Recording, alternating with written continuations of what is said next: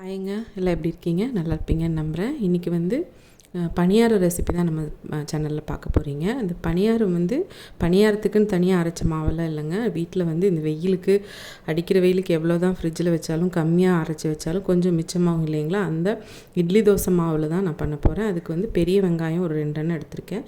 பச்சை மிளகா ஒரு 2 எண்ணம்.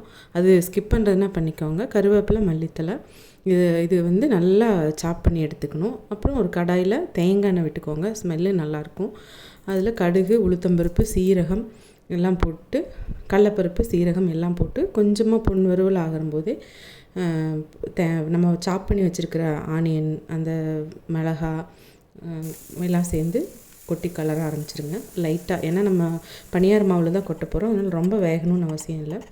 இது கூட துருவின தேங்காய், இஞ்சி கொஞ்சமாக கிரேட்டர் வச்சு துருவி போடுறேன் நான். ஏன்னா குழந்தைங்களாம் சாப்பிட்றதா இருந்துச்சுன்னா நமக்கு அடிபட்டுச்சுன்னா வேண்டான்னு சொல்லுவாங்க காரம் அடிச்சுட்டு. அதனால் நான் கிரேட்டர் வச்சு துருவிக்கிறேன். அதேமாதிரி தேங்காய் பூ கொஞ்சமாக போட்டுக்கிறேன்.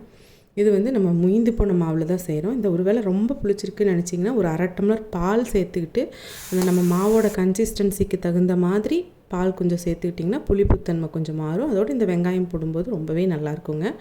ட்ரை பண்ணி பாருங்கள். அப்புறம் மாவு நான் அளவாக இருந்துச்சு.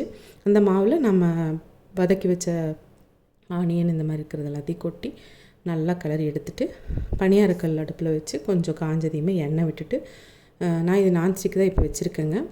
நீங்கள் நல்ல பழகின கல் வச்சுக்கோங்க பிகினர்ஸாக இருந்துச்சுன்னா. அதனால் அந்த நான் வச்சு ஊற்றி எடுத்து மூடி வச்சு எடுத்திங்கன்னா கொஞ்சம் நல்லாயிருக்கும். அப்புறம் அதுக்குன்னே நம்ம ஒரு குச்சி இருக்கும் கம்பி மாதிரி, அதில் வேணாலும் எடுங்க. அப்படி இல்லைன்னா ஃபோர்க் வச்சு திருப்பினாலும் கூட நல்லாவே வரும். கையை சுட்டுக்காமல் எடுத்துக்கோங்க.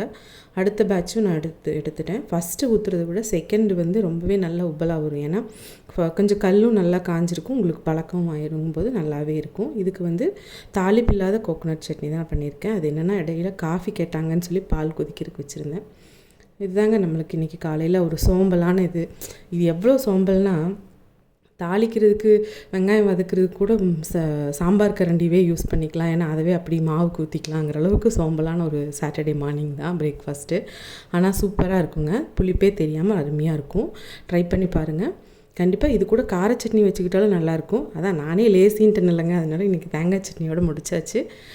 நம்ம சேனல் பிடிச்சிருந்தால் லைக் பண்ணுங்கள், ஷேர் பண்ணுங்கள், கமெண்ட் பண்ணுங்கள். மறக்காமல் சப்ஸ்கிரைப் பண்ணிவிட்டு பாருங்கள். தேங்க்யூ.